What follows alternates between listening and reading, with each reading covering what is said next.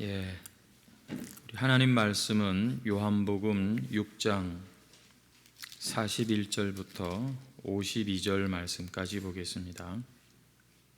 51절 말씀까지 보겠습니다. 요한복음 6장 41절에서 51절 말씀입니다. 다 찾으신 줄 알고 우리 함께 합독해서 읽도록 하겠습니다. 시작. 자기가 하늘에서 내려온 떡이라 하심으로 유대인들이 예수에 대하여 수군거려 이르되 이는 요셉의 아들 예수가 아니냐. 그 부모를 우리가 아는데 자기가 지금 어찌하여 하늘에서 내려왔다 하느냐. 예수께서 대답하여 이르시되 너희는 서로 수군거리지 말라. 나를 보내신 아버지께서 이끌지 아니하시면 아무도 내게 올 수 없으니 오는 그를 내가 마지막 날에 다시 살리리라. 선지자의 글에 그들이 다 하나님의 가르치심을 받으리라 기록되었은즉 아버지께 듣고 배운 사람마다 내게로 오느니라. 이는 아버지를 본 자가 있다는 것이 아니니라. 오직 하나님에게서 온 자만 아버지를 보았느니라. 진실로 진실로 너희에게 이르노니 믿는 자는 영생을 가졌나니 내가 곧 생명의 떡이니라. 너희 조상들은 광야에서 만나를 먹었어도 죽었거니와 이는 하늘에서 내려오는 떡이니 사람으로 하여금 먹고 죽지 아니하게 하는 것이니라. 나는 하늘에서 내려온 살아있는 떡이니 사람이 이 떡을 먹으면 영생하리라. 내가 줄 떡은 곧 세상의 생명을 위한 내 살이니라 하시니라. 아멘. 오늘 본문 말씀으로 타협할 수 없는 복음이라는 제목으로 함께 은혜를 나누도록 하겠습니다.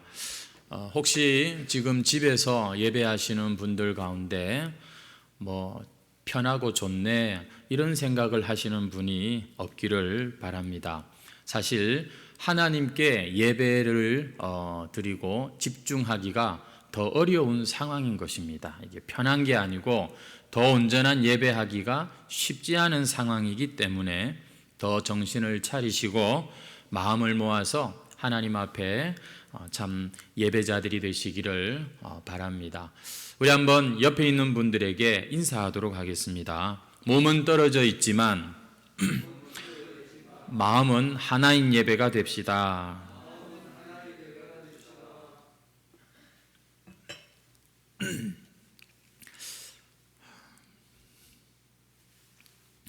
저는 성격적으로 직설적인 말을 잘 하지 못하는 편입니다.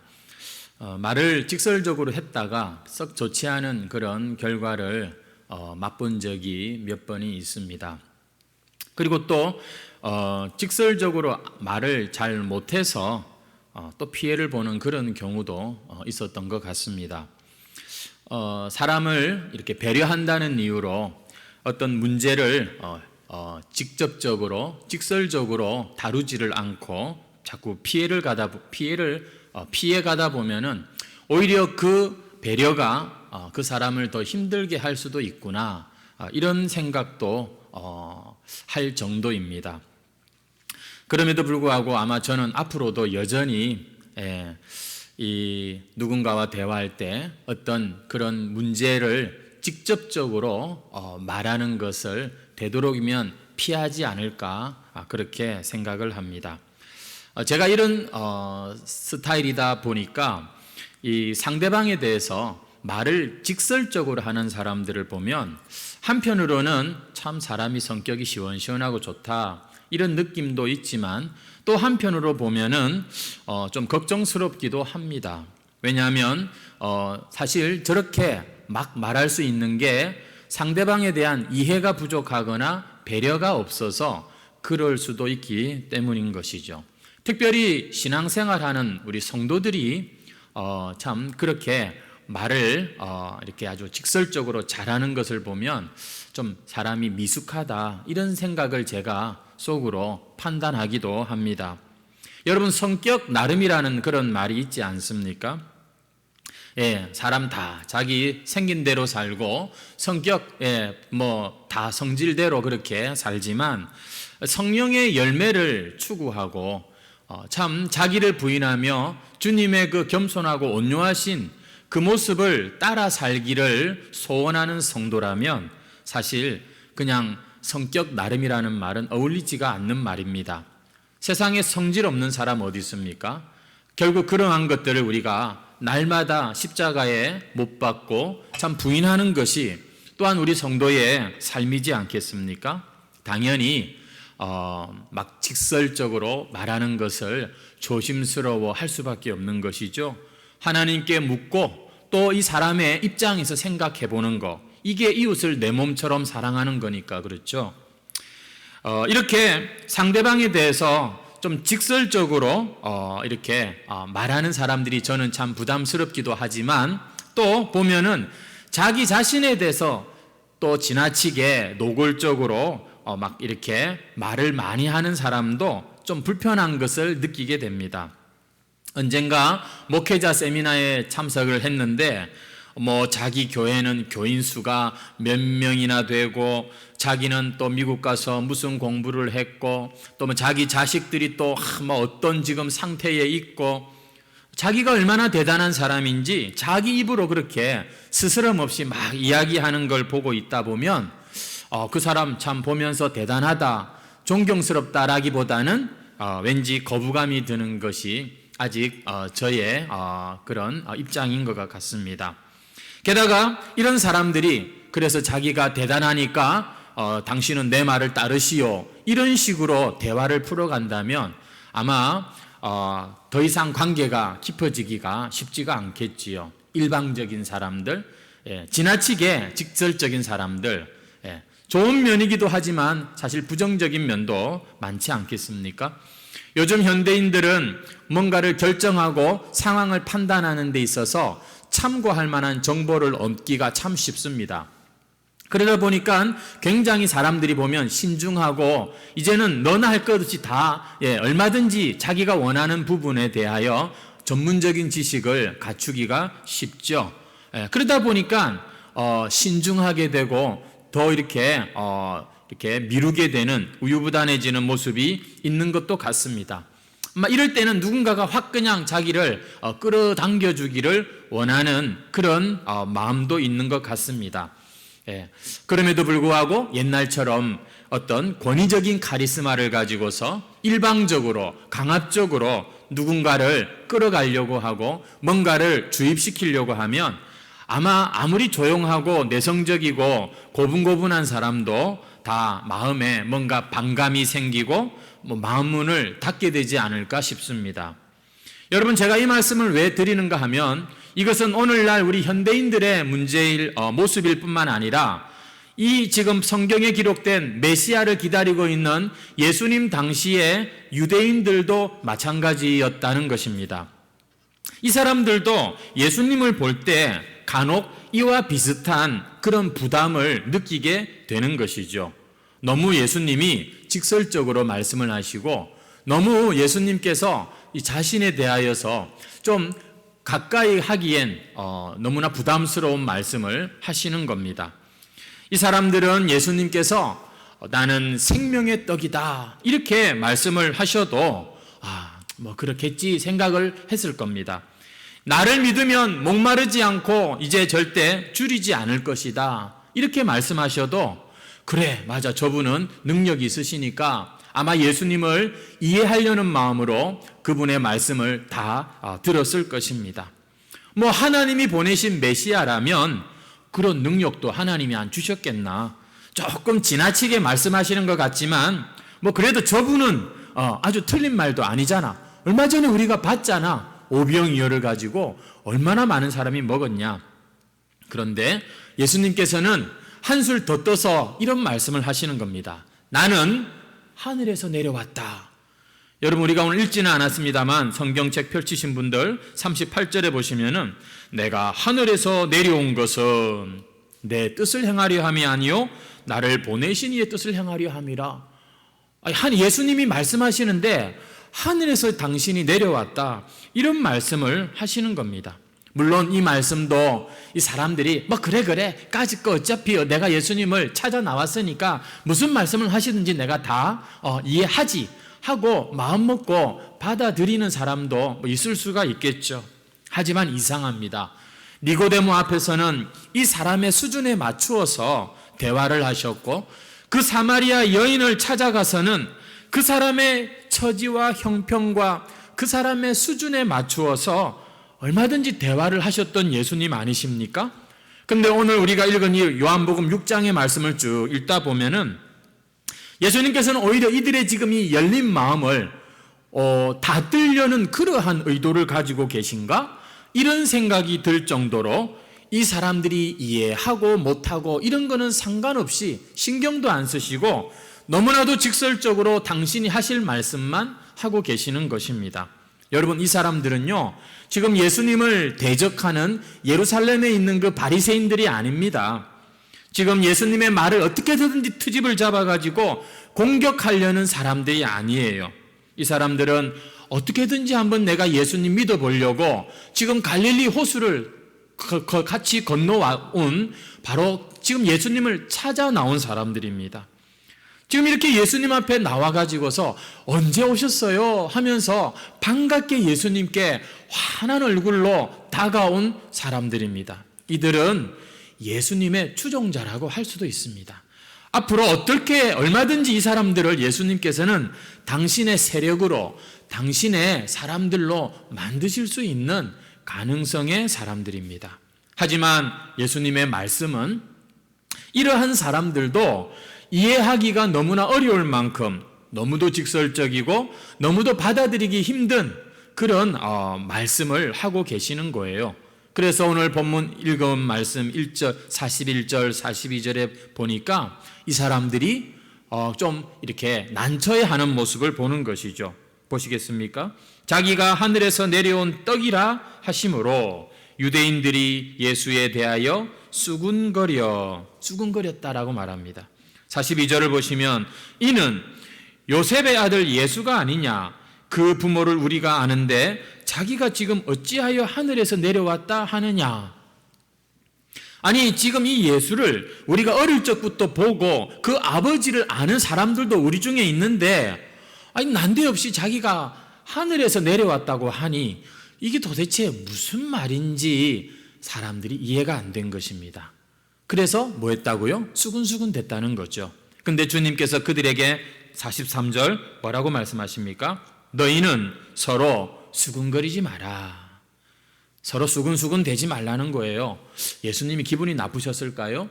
제가 이렇게 설교를 하는데 혹시 저 뒤에서 몇 분이 잘 설교를 듣기보다는 그냥 서로 소근소근 되고 있다면 아마 제 기분이 썩 좋지는 않을 것 같습니다.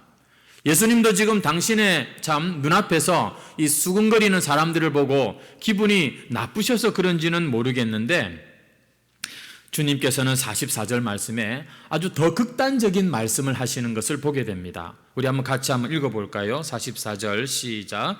나를 보내신 아버지께서 이끌지 아니하시면 아무도 내게 올 수 없으니 오는 그를 내가 마지막 날에 다시 살리리라. 아버지께서 이끌지 아니하시면 아무도 내게 올 수 없다. 여러분, 이 말이 대충 어떤 말인지 여러분들은 이해가 되시는 분도 있을 겁니다. 지금 예수님을 찾아온 사람들에게 여러분 주님의 이 말씀은 어떻게 이해가 되었을까요? 이 사람들아, 그렇게 수군거리려거든 돌아가라. 어차피 아버지께서 택하신 자들만 믿을 수 있는 거야. 나를 믿도록 예정된 사람들만 믿을 거니까 너희들 안 믿어도 상관없어. 이렇게 들리지 않았겠습니까? 나를 보내신 아버지께서 이끌지 아니하시면, 사실 이것은 하나님의 선택과 예정론을 담고 있는 말씀이 맞습니다. 이 말씀을 하실 때 이 사람들 기분이 여러분 어땠을까요? 별로 안 좋았을 겁니다. 생각해 보십시오. 저와 여러분이 이렇게 교회를 나오고 예배를 드리고 기도하고 열심히 참 주님을 찾는데 택함 받지 않은 사람 아니면 아무 소용없어. 만약 이렇게 누군가 얘기를 한다면 얼마나 기분이 나쁘겠습니까? 예정론이 분명 성경이 말하는 그러한 진리지만, 하지만 알 수 없는 거야. 이렇게 하면서 그 사람들의 찾아 나온 열심을 무시한다면 기분이 나쁜 것입니다. 근데 왜 예수님은 이 상황에서 이렇게 오해할 수도 있는 이런 말씀을 하시는 걸까? 니고데모와 그 사마리아 여인은 그 사람들에게 기꺼이 맞춰서 전도하고 그렇게 친절하게 참 말씀을 풀어주셨지 않습니까? 근데 이 사람들한테는 주님께서 너무 좀 그냥 당신이 하고 싶은 말씀만 하시는 거예요. 이것은 주님께서 참 타협할 수 없고 양보할 수 없는 그 진리에 대한 단호한 입장을 보이시는 겁니다. 주님은 니고데모나 사마리아 여인도 그 영혼에 대한 관심 때문에 그렇게 하신 거지 자기 사람 만들려고 그렇게 한 거 아니지요. 여러분, 주님은 지금 이 사람들도 마찬가지입니다. 그들의 영혼을 생각해서 지금 이렇게 단호하게 말씀을 하고 계시는 겁니다. 주님은 이렇게 진리에 대해선 단호하셨다는 것이죠. 여러분, 예수님이 생각하시는 그 진리, 결코 타협할 수 없는 그 진리는 여러분 무엇일까요? 지금까지 우리가 성경을 보니까 예수님께서는 이 생명의 떡에 대한 말씀을 많이 하고 계십니다. 그런데 여러분, 사람들은 자꾸 이 생명의 떡을 어떻게 이해를 하냐면 이 세상에서, 이 땅에서 누리는 어떤 만족, 행복, 이런 것들로 이해를 하고 있는 것을 우리가 지금 보고 있습니다. 계속해서 주님과 이 사람들이 이 평행선을 가고 있는 것을 보게 되는 것이죠. 혹시 우리 성도들 가운데에도 이 생명의 떡이신 예수님, 이 생수의 근원이신 예수님을 자칫 이 당시 유대인들처럼 이렇게 생각하는 사람들이 있지 않을까 생각해 봅니다. 그래서 우리 다시 한번 확인해 볼게요. 여러분, 우리 한번 6장 40절 말씀을 한번 읽어 보겠습니다. 다 같이 시작. 내 아버지의 뜻은 아들을 보고 믿는 자마다 영생을 얻는 이것이니 마지막 날에 내가 이를 다시. 지금 주님께서 말씀하시는 그 영생은 아들을 통하여서 아들을 믿는 자에게 주어지는 것인데 그 영생이 뭐라고요? 마지막 날에 내가 다시 살리겠다, 이겁니다. 여러분, 44절 말씀도 우리 같이 읽겠습니다. 시작. 나를 보내신 아버지께서 이끌지 아니하시면 아무도 내게 올 수 없으니 오는 그를 내가 마지막 날에 다시. 오는 지금 주님께 나오는 그 주님의 영생을 사모하고 나오는 그를 어떻게 하신다고요? 내가 마지막 날에 다시 살린다. 여러분, 우리 50절 말씀도 한번 같이 읽겠습니다. 시작. 이는 하늘에서 내려오는 떡이니 사람으로 하여금 먹고 죽지 아니하게 하는. 아까 마지막 날에 다시 살리겠다 말씀하셨는데 그 하늘에서 온 떡을 먹으면 죽지 않는다라고 말씀하고 있죠. 여러분, 마지막 54절 말씀도 읽겠습니다. 시작. 내 살을 먹고 내 피를 마시는 자는 영생을 가졌고 마지막 날에 내가 그를. 지금 주님께서 말씀하시는 영생이란 뭘까요? 죽지 않는 거예요. 마지막 날에 주님이 다시 살리겠다. 우리가 육신의 몸을 가지고 이 땅에서 죽겠지만, 흙으로 돌아가겠지만 다시 살리겠다. 여러분, 이것이 주님이 약속하신 영생이죠. 이 주님의 말씀에 베드로 제자가 이렇게 고백합니다. 68절 말씀인데요. 주여, 영생의 말씀이 주께 있사오니 우리가 누구에게로 가오리까? 베드로가 주님의 계속해서 말씀하시는 그 말씀을 들으면서 주님께서는 이 영생의 약속을 하시는구나 깨달은 부분이 있었던 것이죠. 성도 여러분, 지금 예수님께서는 그렇게 좀 지나치게 직설적으로 자꾸 얘기하시면 이 이해를 하지 못한 사람들이 지금 예수님을 다 떠나갈 수밖에 없는 상황인데도, 그러나 그것보다도 그것에 개의치 않으시고 오히려 더 이 타협할 수 없는 주님의 그 꼭 하고 싶은 이야기를 반복하고 있습니다. 타협하지 않고 계속해서 말씀하고 있습니다. 그게 무슨 얘기죠? 영생에 대한 이야기고, 그 영생이 뭡니까? 마지막 날에 내가 다시 살리겠다고 하는 이야기를 주님은 계속해서 지금 이들에게 전도하고 복음을 전하고 있는 것이죠. 여러분, 지금 6장이 상당히 깁니다. 그죠?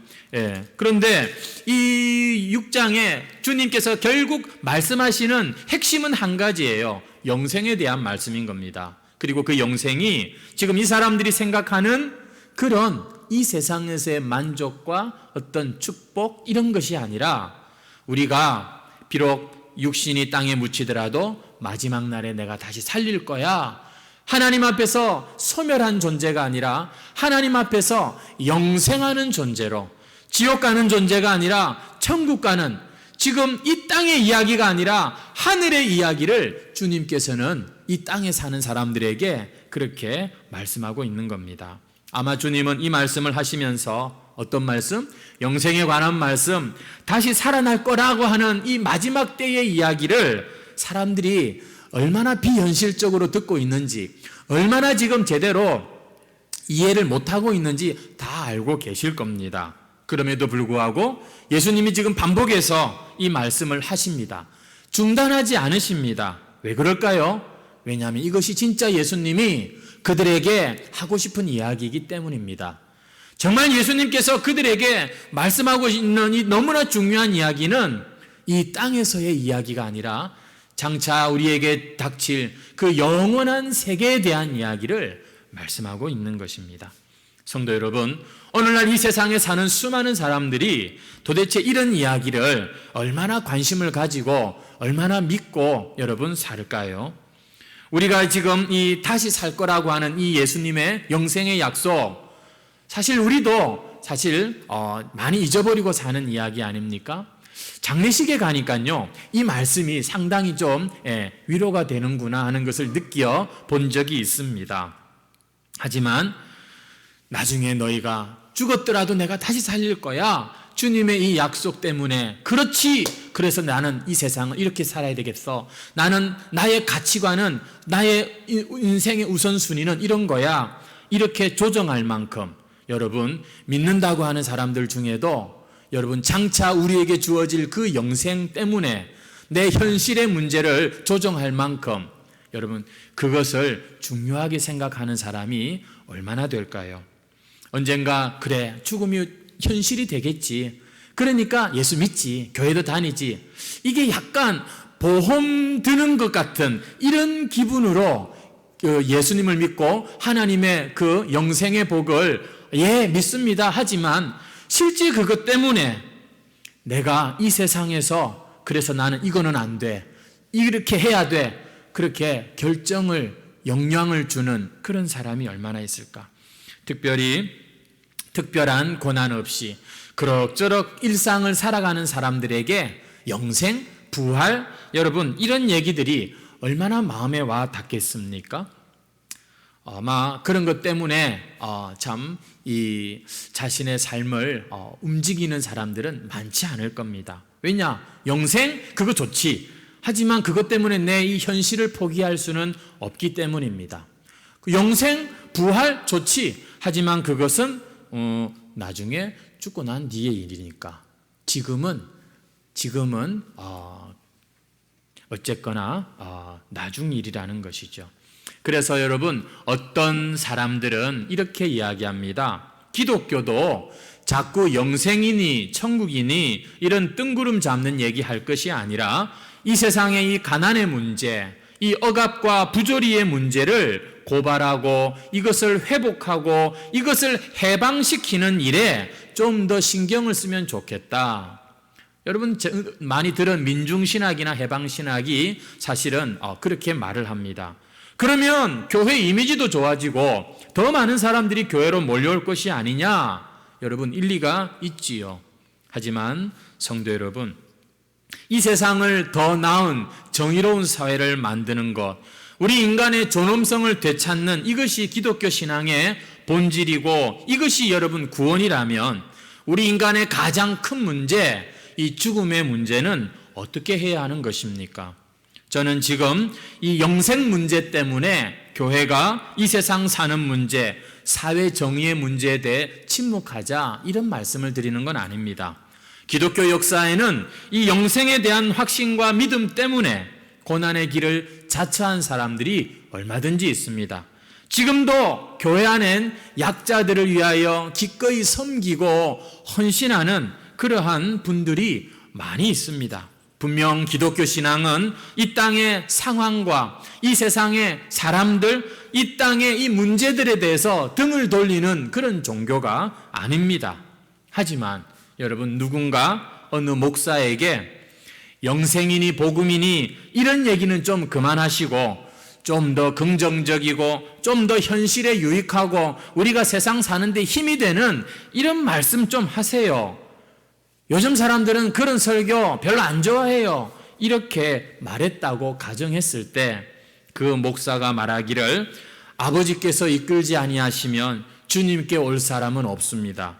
주님께 가는 그 사람을 하나님께서는 반드시 다시 살리실 것입니다. 이렇게 대답을 했다면 여러분, 이것은 사람들 듣기에 좋은 말을 내가 하겠다는 게 아니라 내가 복음을 타협하지 않겠다고 하는 단호함을 보여주는 태도라고 할 수가 있겠죠.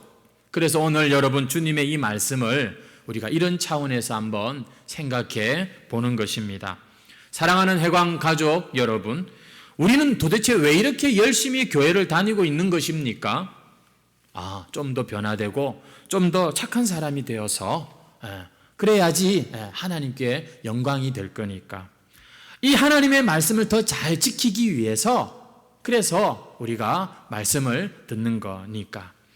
아니면 인생의 보람과 의미와 행복을 위해서 나는 교회를 나오고 예수님을 믿습니다.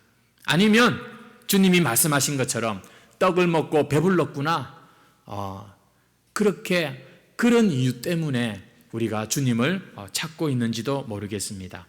성도 여러분, 만약에 말이죠, 수많은 사람들이 교회에 왔다가 그리고 수많은 사람들이 교회를 또 떠나는 이런 상황이 일어난다 하더라도 절대 교회가 여러분 포기하지 않고 반드시 해야 할 말, 끝까지 붙잡아야 될 말씀이 있다면 여러분, 그것은 어떤 말이라고 생각하십니까? 주님께서는 지금 그런 심정으로 그들에게 말씀을 하고 계신데 이 사람들은 여전히 잘 이해를 못하고 있는 것입니다. 미국의 어느 교회에서 실제 있었던 이야기입니다. 그 교회 목사가 설교를 하면서 한쪽에 앉아있는, 지금 우리 교회는 세 줄인데 한쪽에 앉아있는 절반 이상 되는 두 줄 사람들 자리에서 일어나라고 한 겁니다. 설교 도중에. 사람들이 영문을 모르고 우수수 그렇게 다 일어났습니다. 그리고는 이 목사가 이런 말을 했습니다. 지금 이 교회에 있는 사람들 중에 여기 일어난 이 사람들만큼 지옥 갈 것입니다. 이렇게 얘기를 한 거예요. 이 말은 일어난 사람들이 지옥 간다는 말이 아니라 교회 다니는 사람들 중에 아직도 예수님을 인격적으로 만나서 관계하지 못하고 참 이 영생의 소망이 없는 사람들이 이렇게 많습니다. 이걸 좀 가시적으로 보여주려고 그런 퍼포먼스를 한 거지요. 근데 이때 일어난 사람 중에 기분이 나빠, 시험 들었어 이러면서 교회를 떠난 사람들이 상당히 많았다는 겁니다. 실제로 있었던 이야기입니다. 근데 또 더 재미난 것은 뭐냐면, 저 교회 목사는 복음을 타협하지 않는 목사구만, 이 소문이 나가지고 또 많은 사람들이 또 그 교회에 갔다는 그런 이야기입니다. 저는 이런 방법이 별로 좋아 보이지 않습니다. 목회자가 너무 조심성이 없고 좀 신중함이 없어 보입니다. 우리가 지하철이나 우리가 이렇게 길에서 보면 예수 천당, 불신지옥 외치는 그런 전도자들을 종종 볼 때가 있습니다. 정말 대단한 용기고 어떤 면에서는 칭찬받을 만한, 존경할 만한 모습이기도 하지만 오늘날 이 시대에 현대인들의 마음문을 열고 정말 이렇게 효과적으로 복음이 전하여지는 그런 전도 방법일까라고 할 땐 우리가 좀 생각해 볼 필요가 있는 것이죠. 어쩌면 좀 무례한 그러한 전도 방법은 아닌가라는 생각도 해보게 됩니다. 참된 구령의 열정이라면 더 조심하면서 그 사람의 마음 문을 열기를 기도하고 섬기고 인내하면서 우리는 더 책임 있게 아마 말하고 행동하게 되지 않을까 싶습니다. 옛다 먹어라, 먹으려면 먹고 말려면 말고, 예수천당 불신지옥. 여러분, 전도가 그러한 것이 어떨까, 이런저런 고민을 좀 해봅니다. 하지만 제가 말씀드리려고 하는 것은, 그럼에도 불구하고 우리가 분명히 알아야 될 것은, 복음은 정말 타협할 수 없는 부분이 있다는 것입니다. 복음은 정말 이 세상 사람들이 미련해 보이고 정말 이 가까이 하기에는 조금 어려운 부분이 분명히 있다는 것이지요. 오늘 우리가 주님의 이 말씀을 쭉 읽다 보면 예수님 말씀이 딴 게 없습니다. 죽어도 다시 살 거야, 결국 이거 아닙니까? 예수님께서 생명을 주신다, 이 약속 아닙니까? 이게 사실 전부예요. 이 세상에서 어떻게 먹고 살아야 되지? 어떻게 하면 지금 내 현실의 이 문제를 내가 해결할 수 있을까? 이런 고민도 알고 보면 다 이 본질적인 죽고 사는 문제에서 파생된 것 아니겠습니까? 그러나 안타깝게도 이 영생의 문제, 성경이 정말 중요하게 말씀하는 이 하나님 앞에서 죽고 사는 문제가 예수 믿는 사람들에게조차도 그것이 진짜 신앙의 목적이 아니라 수단으로 이렇게 변질되는 것을 볼 수 있습니다.